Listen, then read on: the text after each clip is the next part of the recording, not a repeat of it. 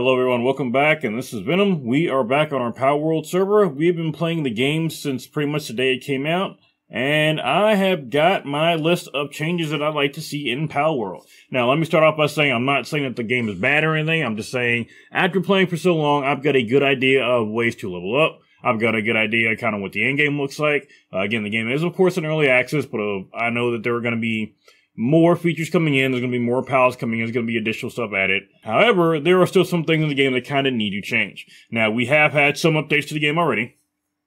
We've had, for example, we can now move around when we are over encumbered. That's been a huge one. That was on my list. We've had it to where we've had the button on the controller changed to pick up pals. That was changed so that we weren't actually picking up items in the base or activating anything else.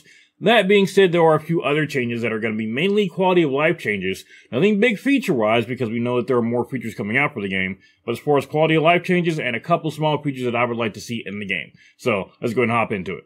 Alright, first thing I'd like to see change is not having to hold down the work button to work. Now, understand that the main way of working is to actually, put a pal on this and have them craft this. However, we are also able to speed this up. This is especially important in the early stages of the game when we don't have a lot of pals. Having to hold down the buttons, one, is going to wear out your keyboards and controllers quicker, and two, is just a pain in the ass to do. I'm just going to have to hold down the button to craft it. Now, yes, I'm in the end games, I could put a pal on this and have this done in, 10 seconds, but the point is that it is very annoying to have to hold down the actual button to work on it. Let us just hit the craft button. Again, I understand that the main point of pals is to actually put them on the assembly line or allow them to do the crafting versus us, but when we do have to do that, again, especially in the early game, let us go ahead and just hit the button, let it start working on its own, and then we can either move away or press B or whatever to cancel, whatever you want to do, just not have to hold down the button. Next up, the second thing I would like to see is a way to actually lock our pals and prevent us from selling them or infusing them on accident, a way to favorite them. Right now, if I were to go to, right now I'm at the pal merchant, if I were to go ahead and sell one of these pals, and I did not mean to do so, then there'd be no way for me to get them back. There's no buyback. Like right now here, I'm going to sell a random Astagon. I'm going to mark it for sell it, okay, boom, it's gone. Now, if I go back to the sell list, or his buy list, I'm sorry, I cannot then rebuy that Astagon. He's gone forever. There's no way for me to get him back.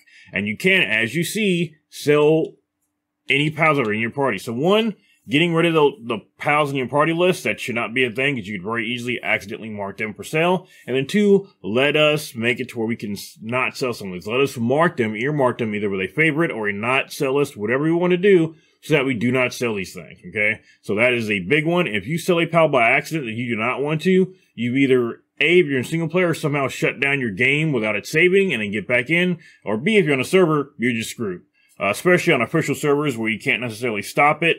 I'm on a private server myself. Even if I were to do it by accident, I don't think I could stop it without the game saving anyway. So if you sell a power you spend, tens, even potentially hundreds of hours on, because you can't go quite deep in breeding these pals, it can pretty much ruin your day. I mean, if you spend a ton of time, like you see here, I've got my Jet Dragon up to level 3. I've infused 24 souls into it. It would be very bad if this were to get sold right now by accident. I don't know what I would do. And you can see I've got my Musclehead, Legend, Divine Dragon, and Runner on it. I mean, these are not quite the perfect stats I want, but they're pretty dang good. And you could very easily sell this by accident. That'd be a really bad day. Now, in that same realm, allow us to buy back any sold pals.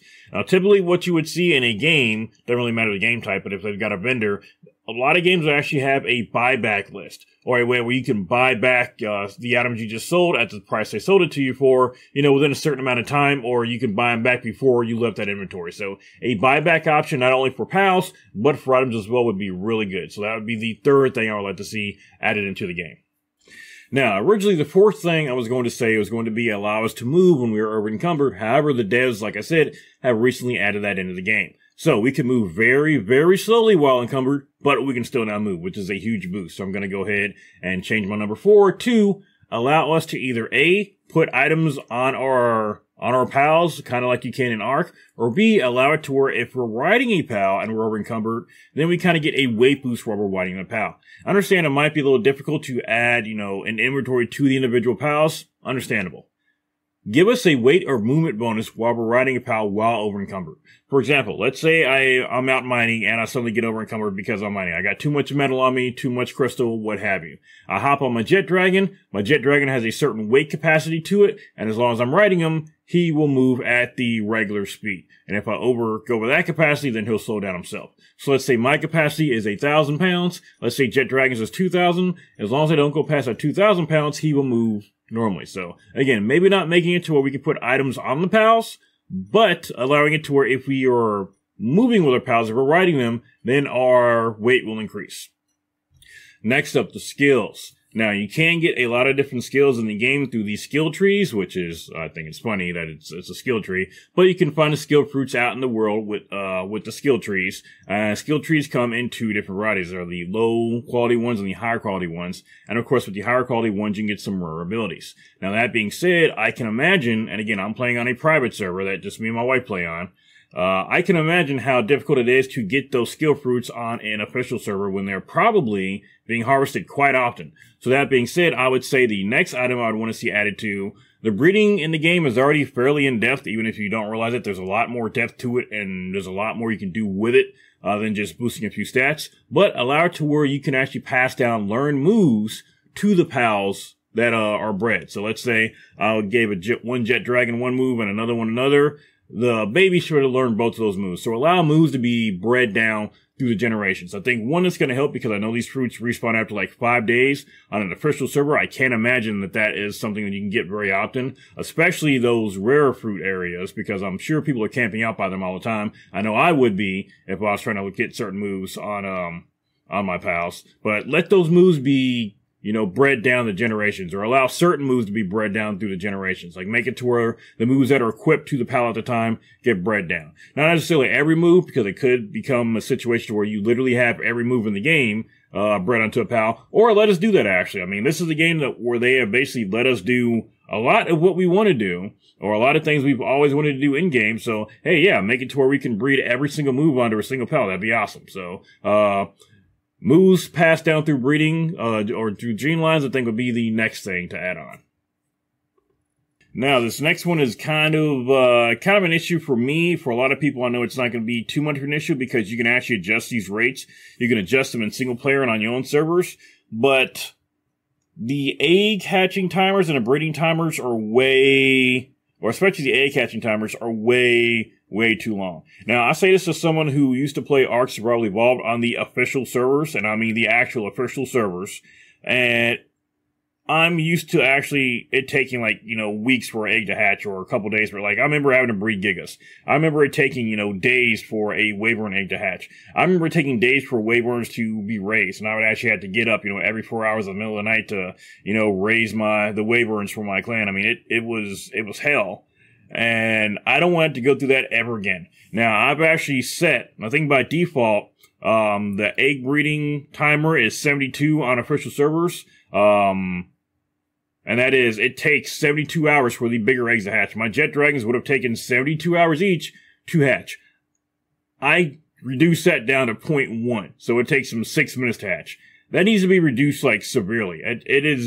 That's one thing I really hated about Ark, and one thing that I will say about Palworld that I do not necessarily like. I get that it's fairly similar as far as, the stuff you can do through breeding should be amazing, or is amazing, but those times it should not be taking me 3 days to hatch eggs. That is insane. So that's one I think that by default should be lowered. Now, that might be my own personal issue. I'm sure there's others out there that have that issue too. Again, yes, in single player, it's much faster. On your own servers, you can reduce that yourself if you know how to change it in the configuration. But I think just by default, a lot of people don't know how to do that, or they can't play on any other servers except for officials. I would reduce that myself personally, but that one might just be me. Although then again, everything on this list is me, so there it is. I would reduce the egg time for hatching. Next up, healing items. Now, healing items are they're a sore spot for me because I think we should have some kind of items to heal ourselves and our pals when we're on the go. Right now, there are no healing items in the game. There's not even really any healing food. Now, a lot of the food will give you buffs, but there's nothing that's going to directly heal you. It is all healing over time. It's all passive healing. I would like to add in some healing items to the game. Give us some kind of potions or something we can craft up, even if it's expensive, to either, you know, restore our health or to revive our pals when we're out and about. Now, obviously, we can restore our pals' health when we get to the bases. We can revive them. And of course, if we let them heal over time, they're going to get their health back. But give us some actual items we can use, not only just, you know, when we're out and about, but in combat too. Now, again, obviously, the game is not Pokemon. There's not typically, you know, it'll be a lot harder to use items in the middle of combat, but I think we could pull it off pretty easily. So at the very least, some healing items, maybe some additional buffing items, who knows, but healing items I think would definitely be good. Or if nothing else, at the base, make it to where there's some machines where we can speed up healing for our pals. We come back to base, we can heal up in a couple minutes or like in a minute and be done. Even if it's just like an item, almost like you would a Poke Center. And again, I'm comparing it to Pokemon because this is a part of the actual battle function. So this is the best thing I can think to compare it to is Pokemon. But even if we got some kind of item or device back at base to heal our pals and then go, I think that'd be really good. But at the very least, I would say some kind of healing potions or healing salve, something that we can craft. It doesn't have to be cheap, again, especially with the revives. This can be in-game stuff, but allow us to have something. Because after we get to a certain point, we're also going to have a lot of resources we really got nothing to do with. We're going to need some additional stuff to craft, and I think some of these quality of life things, such as potions or the next item on my list, are going to be perfect.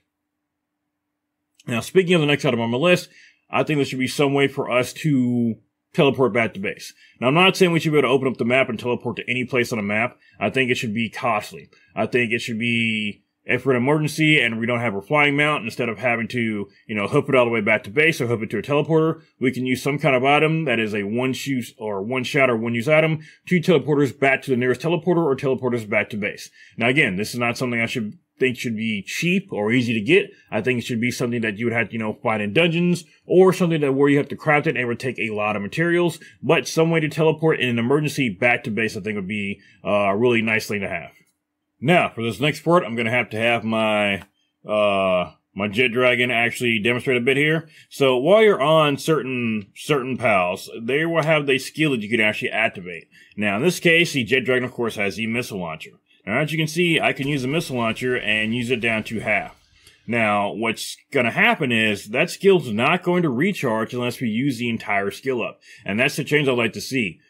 Even if the skill is not completely used up, let it start recharging. Right now, you can see that skill is not going up at all. Now, Jet Dragon's missile launcher is slow to recharge, but as of right now, it's not charging at all. You can see I have to keep using it.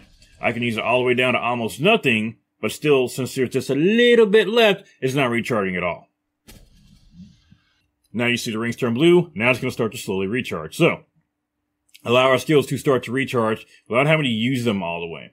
Now next, and I'm not sure if this is really something I'd like to see change or if this is more of a bug, but right now, when you try to select items, it's not really letting you select the items you want to. The interactions you have in the world are kind of wacky right now. So right now you can see that I'm standing in front of a chest. Now, if I try to go ahead and open up that chest, you can see that instead of opening the chest, even though my crosshairs are right on it, and even though I'm right in front of it, it's actually opening and closing my door. And that's kind of the problem here. The hitboxes for items to interact with them are very weird. Like right now, you see I'm clearly looking at my chest. I'm a little bit far back now, but I'm getting a little bit closer. I can open up that chest just fine. If I look further over, though, I can't activate that one. Okay, get a little bit closer. You should be good to go. But as you can see, again, I can open up and close my door from there, even though I should be looking at my chest. And that's a bit of an issue because that translates to other items as well. For example, so there are sometimes when you're trying to pick up a pal, even though you're looking right at it, it doesn't give you the pickup icon. Like right here, I'm in front of my Relaxaurus Lux, and I do not have the pickup icon. Now, it says he generated electricity, but I cannot actually pick him up right now, even though I'm looking directly at him. I'm pretty much inside of him. Now, I should be able to actually pick up Y. There we go. If I jump, I was able to get to him. For some reason, I could not pick him up even though I was right there on top of him. So, this happens quite often. Now, it's not super, well, it's common, but it's usually, you can usually kind of work around it. Here you can see I've got some Anubises. Right now, I can lift this one up, no problem. But if I got two next to each other, or if I got another pal right next to them, or pretty much anything near it, or I can't get the right angle on it, you can't lift it up even though you're looking directly at it. So right now, I actually got pretty good. It's pretty wide open right now. I can lift this one up if I want to. But if I've got any other pal around here, or if I've got too many pals right here, it's not going to let me select this one, which is kind of a problem. So selecting the right machine, selecting pals, I don't know how it is. It feels like there's a lot of overlapping hitboxes right now. And unfortunately, you can't always reach hitboxes when you want to. Right now, everything's fairly wide open because I actually did a bit of a base redesign. I had a lot of things that were too close together, and I could not access them. It was becoming a problem. Even over here in the area where I got things growing, occasionally if I'm trying to get a pallet that's like by the fridge or something, I can't actually access them. It won't let me lift them up there. So kind of something else to keep in mind. I don't know what the hitbox situation is or how the aiming works, but unfortunately it's just, it's very weird sometimes. It's very hit and miss. Sometimes it works, sometimes it doesn't. Now, this next one might be just me. It could be because I just have no idea what I'm doing or no idea how to aim. But I swear to you, every time I try to use Dragon Meteor, I never hit anything with it, and I cannot figure out how the thing is aimed. Like right now, I've got my crosshairs right there on the thug there. I go to activate Dragon Meteor, and every single one of these meteors doesn't hit. Now, I've tried to aim underneath me. I've tried to angle it. It seems like it kind of angles down in front of you every single time. Every single time I've tried to use Dragon Meteor, it's never hit anything. I've tried this thing for about an hour, trying to get it to hit, trying to figure out exactly how this thing works, because dragons are my go-to. They're my favorite in Pokemon, they're my favorite in Palworld. I love dragons. But for some reason, Dragon Meteor just does not seem to do anything.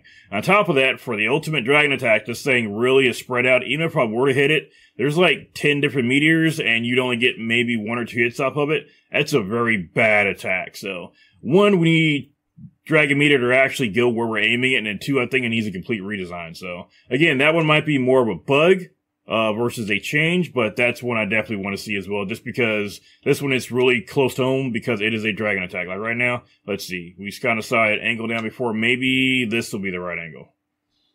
Let's see if it hits this time. It's going to hit Univolt. I think it might get it. There we go. It actually hit it that time. Now, that being said, it still barely killed a level 11, and I'm level 49 on this pal. It's not a good look for a move. Again, I got to hit that time, but not a good look for a move. So, yeah, we need Dragon Meteor. It needs an overhaul. It needs a complete rework, because that is not very good for the ultimate dragon type attack. Next up, the t-shirt, necklace, and ring accessories should all have their own slots. Right now, they're all sharing the same slots. There's 2 slots you have for accessories. I think there should be 1 slot for t-shirts, 1 for necklaces, 1 for rings. Essentially, 1 more added in. As it stands right now, you basically have to have a shirt on at all times whenever you're doing anything near the end game or even mid game, because you're usually in a desert. Especially when you're doing stuff in the desert and mid game, because you're going to be going from extreme hot to extreme cold. So you're constantly going to be swapping your armor and or your shirt. It's a real pain. And you're pretty much never going to be using your necklace or your ring when you're doing that. Like, when I did that, I had both shirts on, so I didn't have to swap constantly. It was a pain. But give us one slot for each of those. I'm fine having 1 shirt slot and swapping back and forth between those 2, but go ahead and give us a necklace slot and give us the ring slot. I mean, they should all be taking up different slots anyway. I mean, realistically, that's how it should work. Again, maybe that's too much. Maybe it's just me thing, but to me, I think they should all have their own separate slot. Second to last, I got 2 more to go. First off, I think they've already talked about this, or I know it's been brought up a lot, but dungeon improvements. Right now, dungeons are very predictable. They're not really anything I'd go into often. Right now, I pretty much just farm I'm just farming the ice dungeons, the ones that are level 45, just so I can get some of the in-game stuff. I was trying to farm the t-shirts, I've only got 1 of each for myself. Right now I'm working on getting them for my wife, but past that, there's not a lot in there. Also, the chests that you get out of there aren't usually full of anything much better than what you find outside from what I've noticed. They're usually purple or gold chests. I don't run into too many lock chests. I haven't seen too many, in general. In fact, I've got a crap ton of gold keys right now, and keys in general, that I've got nothing to use them on, because I can't find the actual chest. And I know I could probably farm them out and about, but the point is, dungeon chests should be much better than any chests outside, especially near the ending area. The dungeons themselves are also very predictable. You can usually kind of tell where the last area is going to be at. The boss areas are always very predictable as well. Or they all look the same, I should say. So the arenas could probably be different, but the dungeon layouts themselves, they need to A, be more rewarding, and then B, the layouts need to not be as predictable as they are right now. Now, even if we keep them as predictable as they are, there still needs to be more reasons to go into dungeons. One, because the alphas that you get out of there are not usually going to be better than what you can breed. So unless you can breed 2 alphas together to make more alphas and start like an alpha line, there's not a whole lot of point to that once you start breeding, because you're going to breed much better stuff than there anyway, unless the alphas are going to give you more skills or skill points, but again, some of that's still kind of hazy. 2, again, the loot's just not there. The loot needs to be much better, and if it is supposed to be better in there, it needs to be obviously better, because as of right now, with several hundred or a couple of hours in here, I can't tell. I really can't. Like, I know there's some items I can get out of there, like can't outside, like the technical manuals, but I only need so many skill points. It's not going to do me much good. I want loot. I want weapons. I want armor. I want, accessories, all the cool stuff, and schematics. So, improved dungeons. They just need a complete overhaul. Dungeons need improvement. Also, the countdown timer on there is weird too. I mean, I don't know. There's a lot that needs to be done, that need to be done with dungeons, but that one's on me. Or that's just my 2 thoughts on it. And finally, this is the bonus thing that I would kind of like to see change on here. This one is definitely a me thing, but for some reason, I just want to see mech suits in the game. I don't know why, but I want to see some kind of mech suits in the game. Probably some better armor as well, too. Maybe this is the arc in me, but I want to see like a mech suit, like that tech class of armor. Now, this might also be because I was fighting some of the geneticists earlier in the game, too, and they were using some advanced weapons. I mean, they were using some guns that were laser guns, so that probably is what got me thinking of, tech from arc. And I'm thinking, there should be some kind of mech suit or some kind of, advanced armor, for this game.